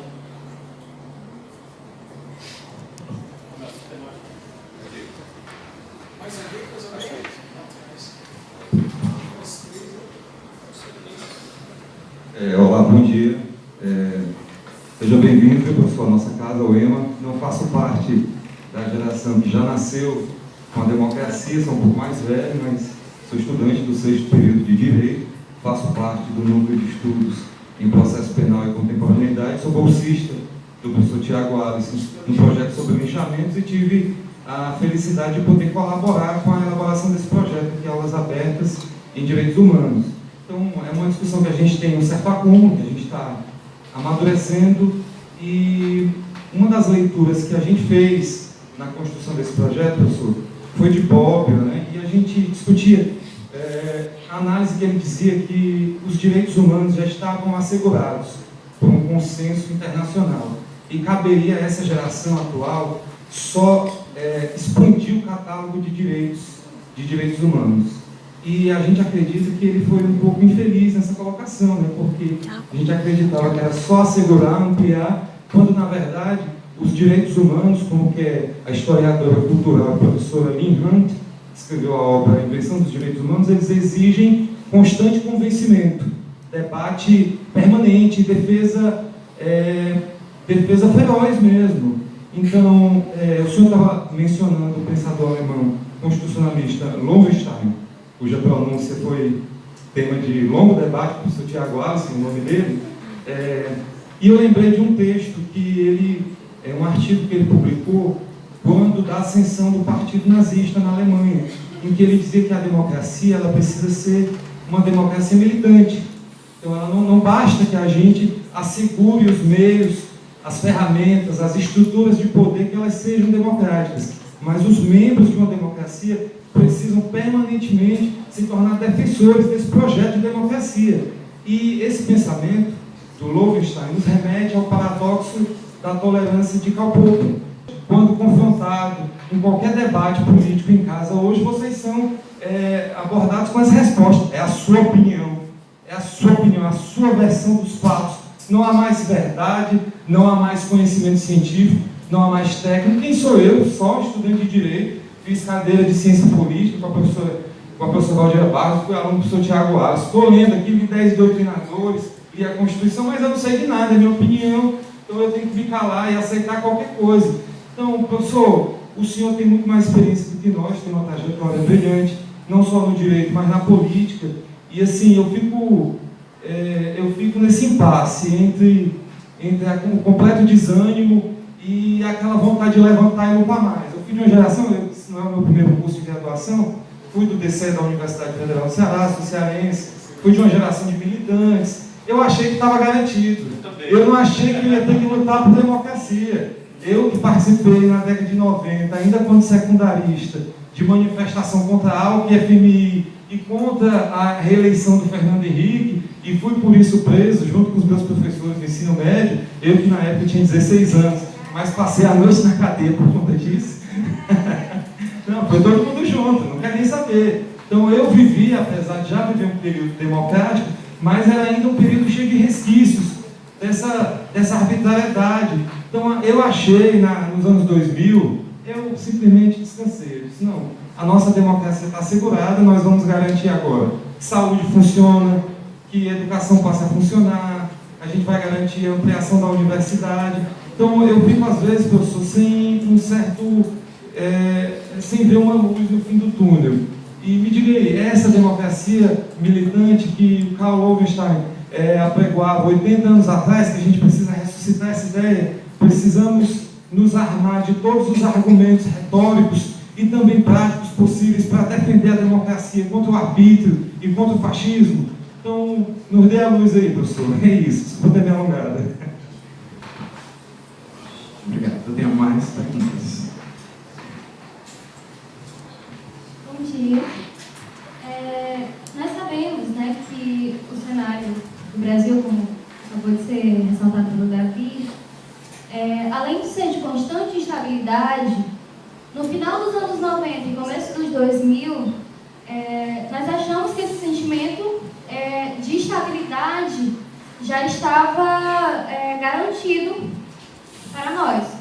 Só que, entretanto, o Brasil, a despeito de outros países como a Alemanha, que a partir do final do Terceiro Reich, do final do regime nazista, a Constituição assegurou que aquele momento histórico não fosse repetido, que as garantias dos direitos fundamentais fossem garantidas.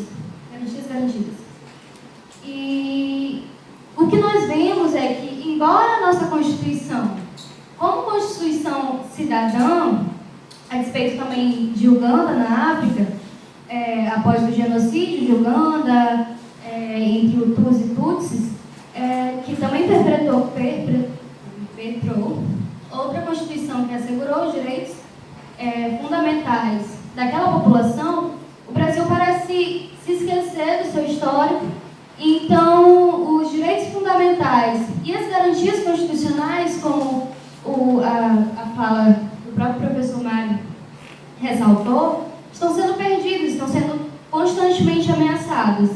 Então, a minha pergunta é: o que nós, como sociedade civil, podemos fazer para que essa responsabilidade de perder os nossos próprios direitos e as nossas garantias não serem efetivadas, não caiam sobre nós? O que nós podemos fazer, mesmo embora minoria, porque nós vivemos numa época onde a maioria da população ainda acaba se fundamentando muito em um discurso moralista, o que nós podemos fazer para que os nossos direitos continuem sendo assegurados e até o nosso próprio direito à vida não seja assim caçado, digamos. Obrigado.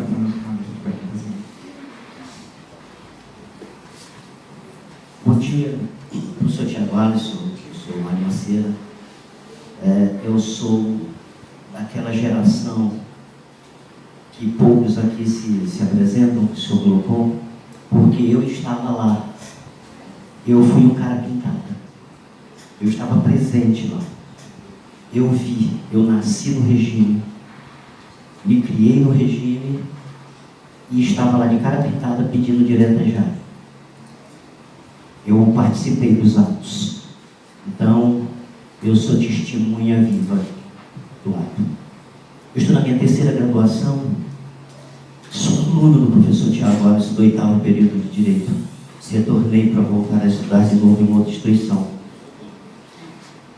Eu vi a Constituição sendo discutida, porque eu também estava lá. Eu vi os debates. Eu vi sendo formada a Assembleia Nacional Constituinte. Eu vi ela sendo promulgada. Eu estava lá em todos esses atos. Há quem defenda hoje que a Constituição de 88 promete muito e entrega pouco. Tem muitas promessas, mas entrega muito pouco, porque o Estado, quando a elaborou, não se comprometeu. Ele diz, por exemplo, que é direito de todo cidadão à saúde, mas ele não diz que é dever do Estado. Ele colocou lá, mas não se comprometeu. Por isso se tornou uma Constituição que promete muito e entrega muito pouco. Há quem defenda que a Constituição brasileira se transformou numa grande coxa de retalhos. Essa coxa de retalhos, ela vem sendo emendada diariamente sob a luz do calor das discussões, sem nenhum planejamento. E isso é muito prejudicial para o povo brasileiro. Nós temos uma das maiores e mais complexas constituições do planeta. Uma Constituição muito extensa, que se mete diuturnamente na vida das pessoas. O questionamento que eu faço, professor, é: o que fazer para buscarmos o equilíbrio? Seria o momento de pensarmos em um outro modelo de Constituição mais enxuto, mais objetivo, que os anseios do povo fossem realmente respeitados? Porque a Carta Constitucional, ela promete, e a gente vê todos os dias em discursos acalorados na Câmara dos Deputados, no Senado Federal, aqueles nossos representantes com a Constituição debaixo do braço, mas eles não as cumprem. Ninguém cumpre a Constituição ao pé da letra, como que está escrito. Então, para que nos serve um documento que não é cumprido? Não seria o momento de repensarmos e reestruturarmos essa Constituição e tornarmos ela mais efetiva? Esse é o questionamento que eu lhe faço. Obrigado pelo questionamento. Bom dia. Professor Mário, a minha pergunta vai dirigida um pouco mais a esses certos, como posso dizer, essas certas, não diria modificações, mas certas deturpações do texto constitucional recorrentes. E me recordo de uma palestra que tivemos, veio ontem, que também abordamos uma questão relativa à Constituição, ao Supremo Tribunal Federal, e foi abordado na palestra do Procurador-Geral do Estado do Maranhão que os interesses de Estado eram, na verdade, sequestrados por partidos nacionais que subjugavam esses interesses aos seus próprios. E eu creio que isso se reflete em várias pautas que são colocadas, que são, por vezes, que deveriam ser ponto pacífico, segundo o texto constitucional, mas que ainda assim são colocadas em xeque. Então, eu queria perguntar, tomando por base alguns teóricos mais clássicos, se essa configuração de subjugação dos interesses de garantias constitucionais a interesses partidários, a interesses ideológicos, se isso pode se definir como um governo, talvez nos moldes daquilo que Carl Schmitt postulou enquanto uma Constituição em sentido mais político, de modo que o seu texto ele não é mais respeitado enquanto tal, mas sim serve aos desígnios do governo e não do Estado. Obrigado pelo questionamento. Vamos passar para o próximo. O senhor deve conhecer aquela famosa frase: o Brasil não tem povo, tem público. E realmente, fazendo uma análise histórica, quase tudo que aconteceu, o povo, as elites decidiam, e depois chegamos para o povo brasileiro e dizia: é isso, que o povo brasileiro aceitava. Até mesmo os poucos levantes que a gente foi vendo foi manipulado pelas elites. Eles mostravam para o povo o que eles queriam mostrar, porque eles sabiam que ia acender a chama contra quem eles não gostavam. Eu vendo os últimos anos, eu às vezes tenho a sensação que isso mudou um pouco. O povo vai e luta, mas tem algumas vezes que eu tenho a sensação que isso continua, que a gente vê barbaridades sendo ditas e feitas pelo governo e o povo aceita. Então, eu queria a sua opinião. O senhor pensa que isso mudou? O Brasil ainda é formado só pelo público ou realmente tem um povo? Obrigado pela pergunta. Alguém mais tem algum questionamento para fazer? Continuar o debate? Então eu passo a palavra para o professor agora.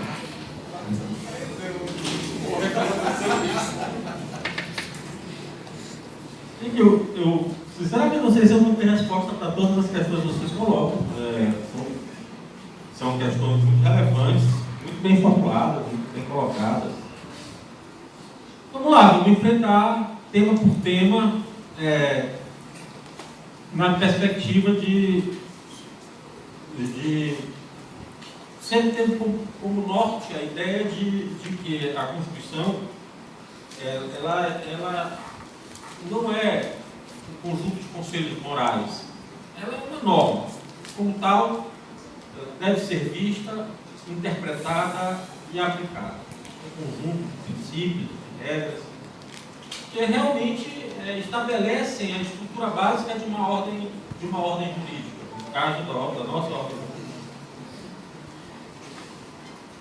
E, sobretudo, naquilo que é o seu núcleo fundamental, que são os direitos e garantias fundamentais, que acabam se configurando como cláusulas pétreas dessa Constituição.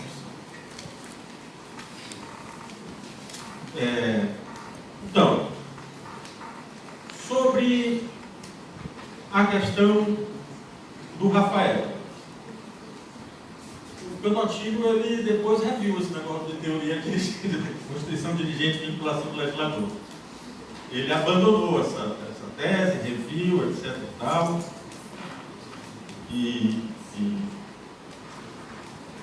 Mas escreveu aquilo no momento em que nascia a Constituição Democrática de Portugal, né, em 1976, e acaba sendo uma excelente formulação. A ideia de Constituição dirigente, que o Penotilho deixou para as gerações futuras, é muito importante, porque ele reviu, mas nem todo mundo que começou a aceitar a tese dele foi junto com ele. Muita gente permaneceu defendendo o caráter dirigente da Constituição, né?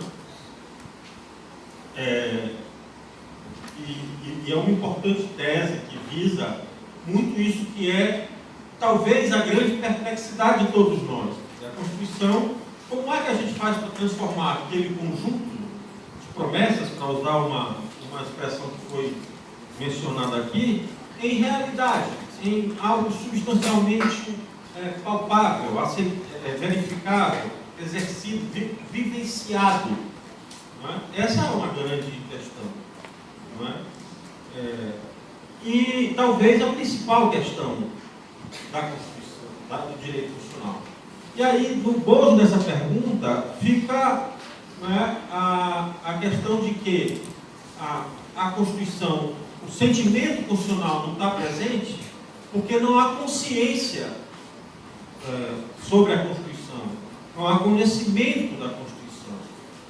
E pode ser verdade, isso com certeza tem muito disso na falta de afetividade da Constituição. Mas o que a gente tem no nosso horizonte? A gente tem que decidir. Nós vamos defender a Constituição ou nós não vamos defendê-la? Me parece que no momento é estratégico, falando do ponto de vista político, mais até do que jurídico, é fundamental defender a Constituição. Porque o que se quer, quando determinados setores da política atacam a Constituição, o que se quer é uma ordem constitucional que não preserve direitos. Não é o Estatuto da Família, com toda aquela carga de preconceitos embutidos ali naquele projeto de lei, não é? O fim da demarcação de terras indígenas e quilombolas, a dissolução dos direitos trabalhistas. Não é? No caso do direito à saúde, outro dia eu vi uma entrevista do Drauzio Varela, que fez uma defesa apaixonada do SUS. Não tem país no mundo, não há país no mundo que tenha um programa público, gratuito, universal de saúde que atenda 200 milhões de reais, 200 milhões de pessoas. O problema que diz ele, que fica no imaginário do povo, é a antessala do socorro lotado. Por quê? Porque não tem, o sistema não funciona como deveria funcionar. Que é aquela ideia de que primeiro, lá na ponta, está o posto de saúde que vai fazer atenção básica à saúde. Hoje você tem uma dor de barriga, corre para o pronto-socorro. Né? Ninguém vai no posto médico para ser examinado por um clínico geral, para ser medicado e voltar para casa. Né? Corta o dedo, ninguém vai. Tem um corte no joelho, jogando bola, ninguém vai no posto médico, o médico, a enfermeira suturar a ferida, vai no posto do pronto-socorro. Então ele fez uma defesa apaixonada do SUS. Ele mostrou, olha, o programa que o SUS desenvolve no Brasil para distribuição gratuita de medicamentos contra a AIDS é um negócio revolucionário. O programa do SUS de transplante de órgãos não existe paralelo no mundo, diz ele. Ele fez uma defesa apaixonada, está no YouTube, vocês que são ratos de internet, né? Digita lá, Drauzio Varela defende o SUS. Vocês vão ver que é inteligentíssima a entrevista do Drauzio Varela. Então, assim, quando se fala, por exemplo, no SUS, como é que se diz? Passar a cobrar de quem tem plano de saúde, quebra o princípio fundamental do sistema, que é a universalidade. Né? Então, assim, quando se fala em defender a Constituição e por que é necessário, a universidade, a Constituição diz, nas instituições públicas, o ensino será gratuito. Está lá na Constituição. O que faz o governo através dos futuros? Vocês já discutiram o futuros? Já pararam para ler o que é o futuros? Do ministro da Saúde que fala de 3% como se fosse 30%. Eu tenho 100 balinhas aqui, eu vou separar só 3. Isso aqui vai simplificar um corte da universidade. O sujeito é formado, eu vi outro dia que na USP, o Diretório Central dos Estudantes da USP, ele foi aluno da USP, né, da Escola Politécnica, e teve não sei quantas mil reprovações na faculdade. Diz que o DCE da USP e o prêmio Weintraub para quem o aluno tiver mais reprovação na universidade. É o nosso ministro da Educação, porque alguém aí falou do primado da ignorância sobre o conhecimento. Né? A defesa dos eu know nothing, né? Eu sei tudo de nada, não sei nada de nada. Né? E a condenação dos intelectuais como arrogantes. Por isso que a gente não discute contigo, porque quer dar uma de professor de Deus, assim que disseram outro dia lá em casa. Aí eu digo, é difícil, né? Porque a gente está querendo botar um pouquinho de racionalidade na conversa, aí só está difícil, né? Aí, então acho que defender a Constituição é futuro, gente. Entrega a direção, a gestão das universidades federais e dos institutos federais às chamadas organizações sociais. Resumidamente, as organizações sociais são uma espécie de ONGs. Pessoa jurídica de direito privado, que a rigor, assumiria a gestão da universidade, mas não está vinculada, por exemplo, a regras do concurso público, ou como licitação na contratação de serviços e produtos, e na compra de produtos. Então, por exemplo, vai ser fácil a uma organização social que controle uma universidade pública fazer crivo ideológico na contratação de professores. Só para a gente ter uma... Porque não tem crivo... A pessoa diz assim, porque esses caras, né, esses obscurantistas, terraplanistas, dizem que, porque na universidade é uma balbúrdia, só tem professor de esquerda, só tem professor esquerdopata. Mas não tem crivo ideológico nos concursos. Eu nunca sofri crivo ideológico no concurso da universidade. E pelo contrário, pelo menos lá no departamento de Direito da UFMA, tem muito colega meu que pensa o oposto de mim. Eu acho até que eu e mais 3 ou 4 professores, que Alisson conhece bem, somos minoria dentro do departamento. A grande maioria é conservador. Não é? Então, é isso. Crime ideológico, porque não vai ter concurso. Segunda coisa, de onde vem o dinheiro para as universidades e instituições federais? Vem o dinheiro que essas organizações foram capazes de captar no mercado. Então, tem uma empresa que está interessada em fazer pesquisa sobre remédio para Zika vírus, aí ela joga dinheiro na pesquisa de Zika vírus. Vai ter empresa para financiar pesquisa sobre linchamento?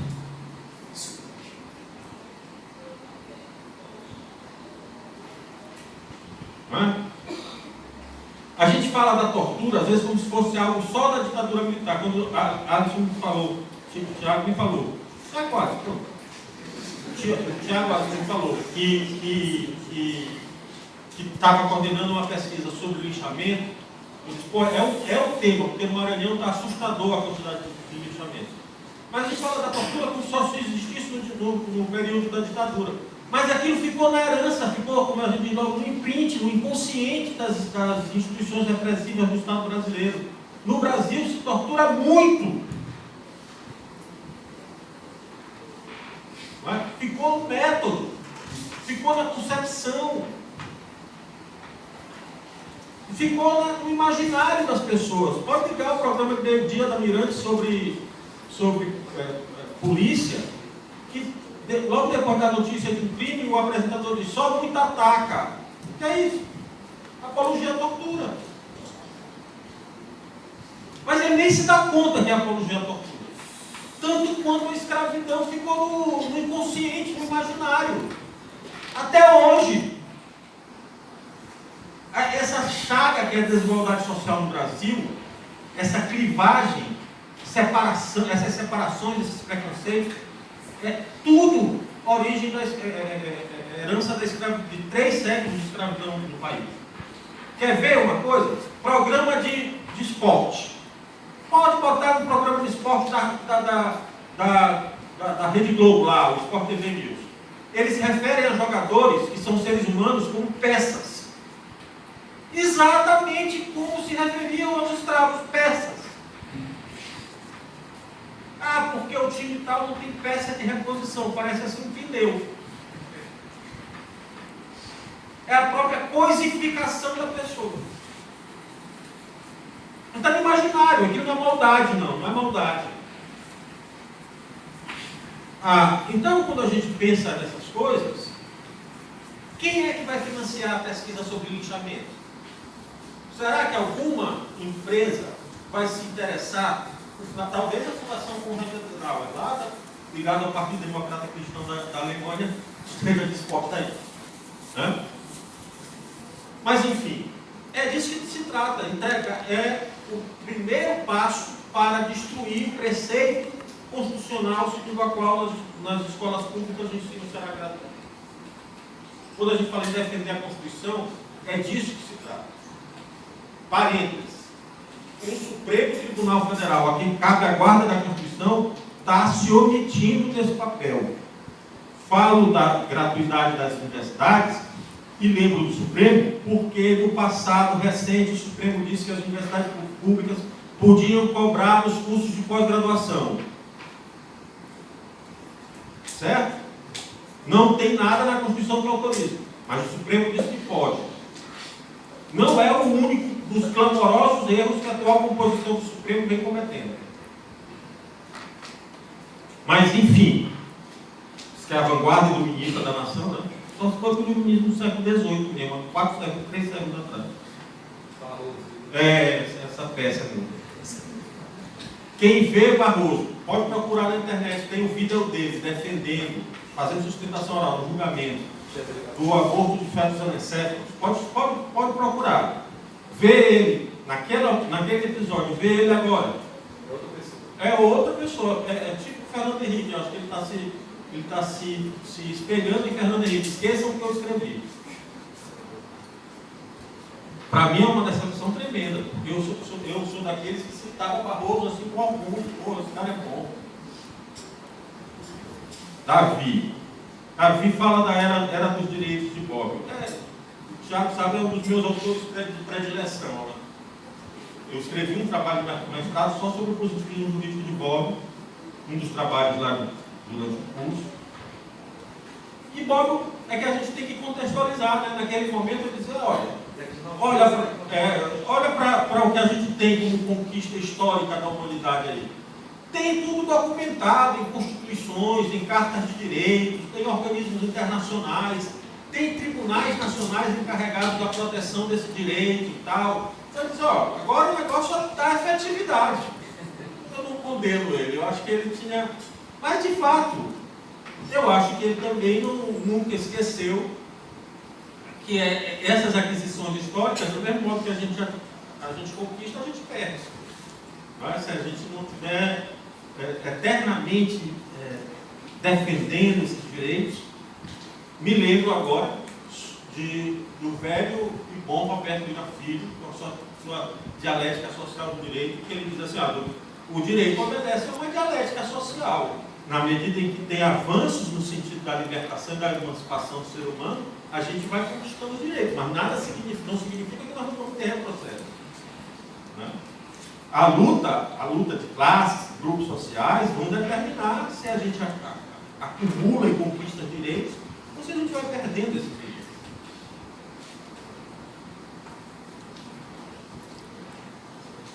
Eu acho que é uma boa ideia, a ideia de democracia militante. É uma ideia que pode nos inspirar. Né? Sobretudo porque foi escrito no momento da ascensão do nazismo, cujo lema era a Alemanha acima de tudo. Tem alguma coincidência?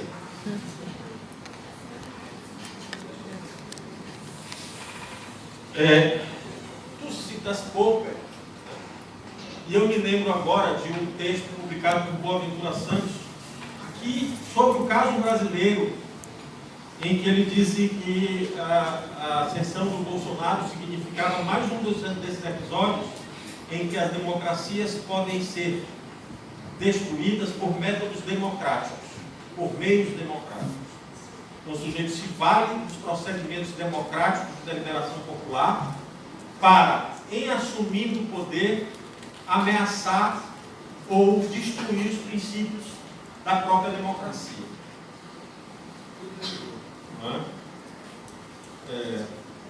E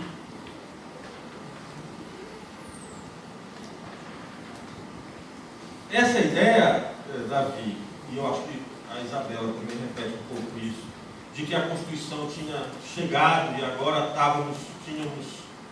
Eu também acreditei nisso. Entendeu? Eu tenho um texto, Alisson talvez...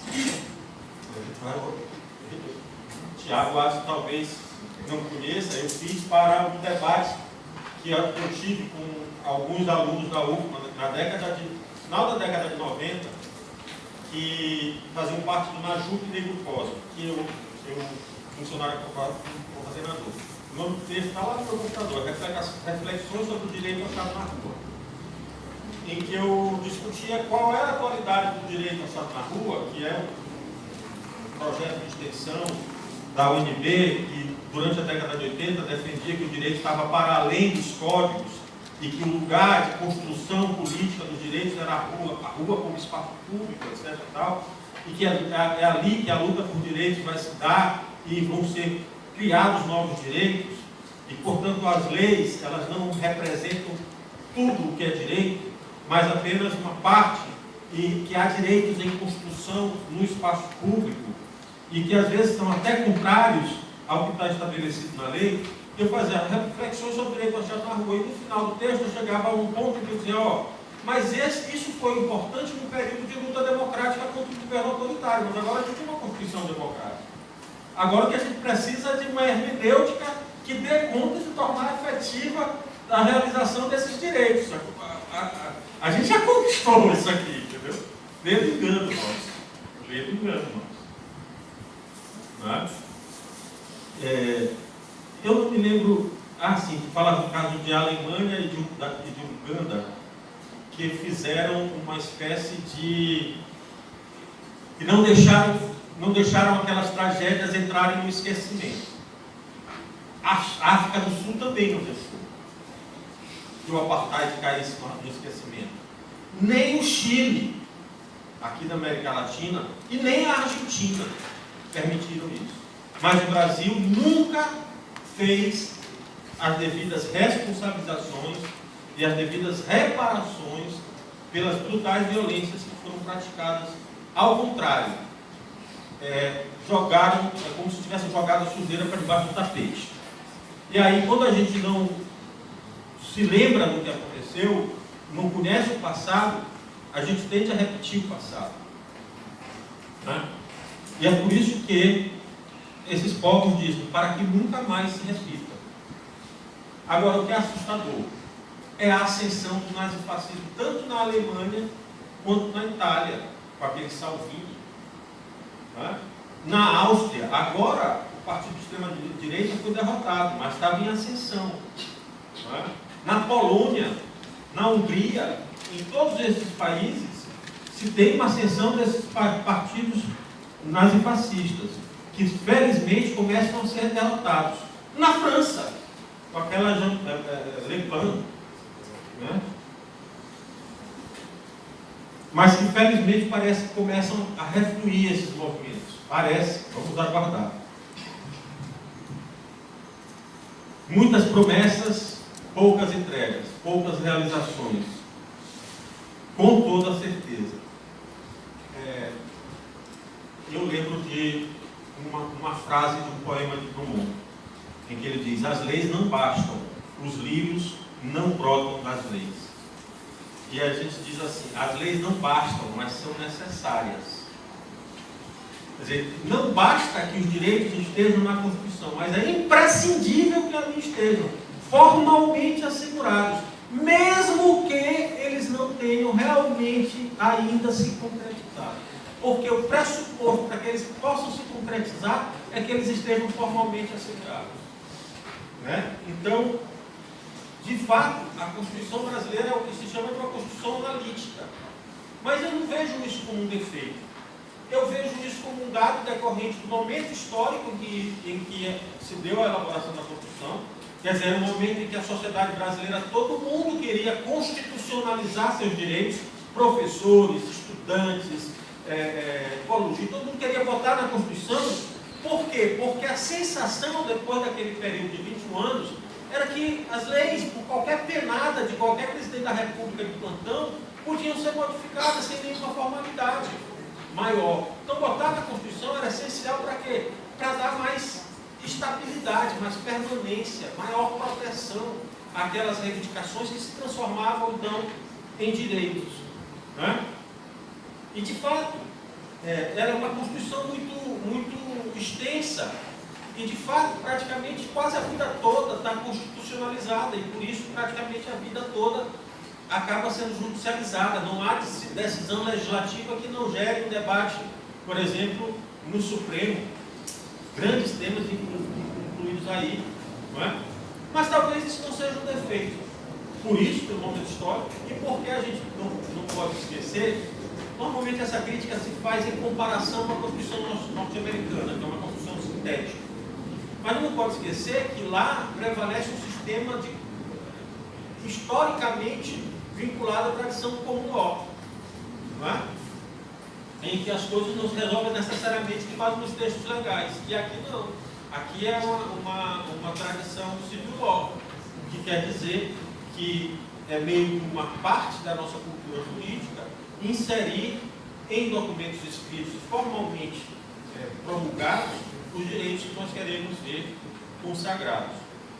Talvez seja um defeito, podia ser mais curta, menos analítica, mas eu faço essa relativização. É uma coxa de retalhos. Não tem como negar. A Constituição, em 31 anos de vigência, sofreu mais de 100 emendas. É muito. Certo? Talvez o espírito original da Constituição já não esteja sendo respeitado. Mas, pelo menos, naquilo que a Constituição estabeleceu como cláusula pétrea, que são os direitos e garantias fundamentais, a separação dos poderes, o voto direto, secreto, universal e periódico. No regime federativo do Estado, além daqueles princípios basilares que estão ali no início do texto, como a atividade da pessoa humana, etc. e tal, isso está preservado no texto. Então, quando a gente discute, é necessário uma nova Constituição, o que me vem à cabeça é, do ponto de vista da correlação de forças políticas, concretamente considerando, nós temos mais chances de, numa eventual nova Constituinte, perder direitos ou conquistar direitos. Porque para a gente dizer, não, chama uma Constituinte e vamos rever tudo, a gente tem que pesar isso aí com prudência. Não é? Qual é a chance, por exemplo, de aprovarem no novo texto a pena de morte? Que hoje, no texto constitucional, não é permitido nem por emenda. Não é? E qual é a chance, por exemplo, de alterar lá o capítulo reservado à família para inserir lá uma cláusula que proíba a união homoafetiva? Não é? Hoje, a gente não discute no Brasil sobre o direito de um casal homoafetivo adotar. Ninguém discute. É coisa pacificada. Não é? Este final de semana na França, na Cidade de Luz, em Paris, houve uma grande manifestação que o lema era liberdade, igualdade e paternidade. Porque queria que as mulheres solteiras ou os casais lésbicos não tivessem direito à adoção. Queria porque na França ainda não pode. Queria a manutenção disso. Então, quando a gente vai fazer, eu estou só dando alguns exemplos, mas quando a gente vai fazer esse juízo, qual é a chance na correlação material, na correlação de forças concretas da sociedade, da gente conquistar novos direitos ou da gente perder os direitos que a gente conquistou? Essa é a questão. Eu, nesse momento, tenho muitas reservas da ideia de uma nova Constituinte. Tá? Eu não vejo, pelo menos não por hora, na correlação de forças, chances da gente expandir as conquistas.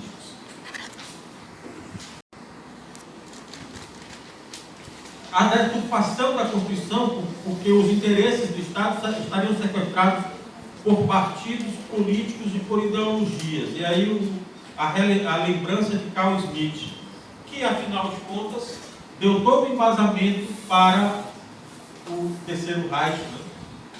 E foi contra quem, por isso que às vezes eu fico pensando assim, que é um dos caras mais injustiçados da história. Porque ele fez uma polêmica tremenda contra Carl Schmitt, com aquela história de quem deve ser o defensor da Constituição, né?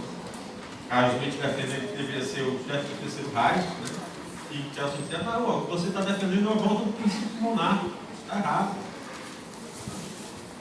E foi perseguido pelo nazismo, e as pessoas dizem, a teoria pura do direito é tão vazia que pode ser instrumentalizada pelo nazismo.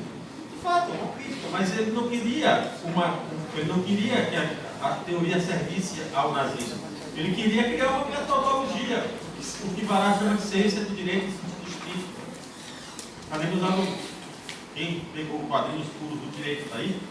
Está estudando para a prova? Leram os quadrinhos escuros do direito?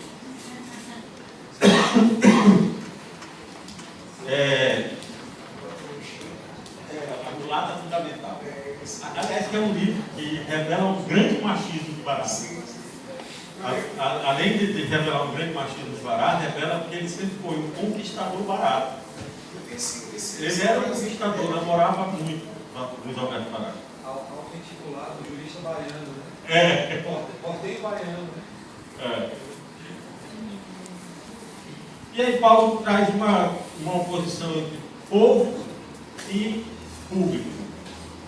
E fala da manipulação das massas. É meio que, nesse momento, meio que impossível escapar disso, né? Escapar desta manipulação. E aí tem um documentário sobre o escândalo da... O nome do documentário é Privacidade Hackeada, como é o nome da... que ocorreu Publicidade Hackeada está na Netflix, vocês encontram. É um documentário sobre que eles contam como a Cambridge Analytics, é o nome da empresa, manipulou a vontade popular naquele plebiscito do Brexit, né? Através das redes sociais, fazendo análise das nossas preferências. Toda vez que a gente acessa uma rede social, que a gente acessa um joguinho, eu aprendi com minha filha a jogar Candy Crush. Toda vez que a gente acessa um joguinho, que a gente baixa um aplicativo, que a gente faz uma postagem numa rede social, que a gente pede um prato de comida, a Cambridge Analytics, ela fez um mapeamento de todas as tendências ideológicas, culturais, emocionais dos eleitores, e ela começou a direcionar a campanha eleitoral, que isso aconteceu com a eleição de Trump, com a eleição com o Brexit, e as suspeitas grandes. Ontem saiu a notícia de que o WhatsApp reconheceu que foram disparadas milhões e milhões de mensagens durante o processo eleitoral brasileiro. Há suspeita de que isso também tenha sido feito na eleição brasileira. Vale a pena a leitura. É meio inescapável, né, falarmos de manipulação das opiniões, mas de fato tem sido decisivo no desequilíbrio das correlações de força. Tem sido assim. Agora, outra coisa que eu preciso dizer, coisa de arrepiar, que é inaceitável você ouvir ou ler no jornal um ministro do Supremo Tribunal Federal dizendo que se o Supremo Tribunal não atender à vontade ou à voz das ruas, ele perde a sua legitimidade. Não, ao contrário. Se dá aos juízes toda uma série de garantias, como vitaliciedade, irreduzibilidade de vencimentos, inamovibilidade, justamente para que ele não esteja submetido à variação dos humores e das opiniões da massa. O juiz não se espera dele que ele julgue de acordo com o que a maioria entende. Ele quer que ele julgue de acordo com o que determina a Constituição e as leis. Não é? Agora, ele não pode violar o direito para atender às pressões da mídia ou da opinião pública, que na verdade eu suspeito sejam publicadas. É o caso típico do debate sobre a prisão em segunda instância, a execução provisória da pena, que o Supremo Tribunal Federal simplesmente se recusa a julgar. Nunca vou. Quando é que vão julgar? Em uma DPF. Né? Isso, porque o Lula. O Brasil não se resume a Lula, gente. Não, o Brasil tem quase ou mais de 700 mil presos, dos quais mais da metade é preso provisório. Quer dizer, preso sem condenação. Essa é uma questão que não é uma questão que se resuma a essa ou aquela pessoa. É uma questão fundamental do direito brasileiro, é um princípio da Constituição. Então, esse aqui é o problema, isso aqui é de arrepiar. É inadmissível. O Supremo cabe a ele a guarda da Constituição e não ficar prescrutando a opinião pública. Se fosse assim, a gente tirava o Supremo e botava no lugar do Supremo o Ibope. Não é? Pois então tá, gente. Eu acho que era isso. Estou com fome, né? A amiguinha já começa a gritar.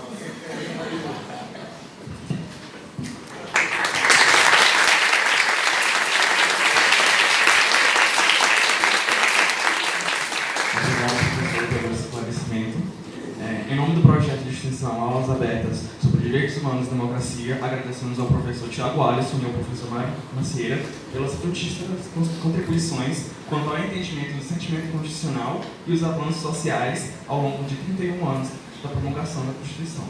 Convidamos, portanto, para que a mesa seja desfeita. Mais uma vez, cumprimentamos cordialmente todos aqui, agradecendo pela presença e colaboração. O projeto, assim, renova seus votos com a Universidade Estadual do Maranhão e desejo uma próspera vida acadêmica a todos e a todas. Obrigado. A lista de presença final está lá fora.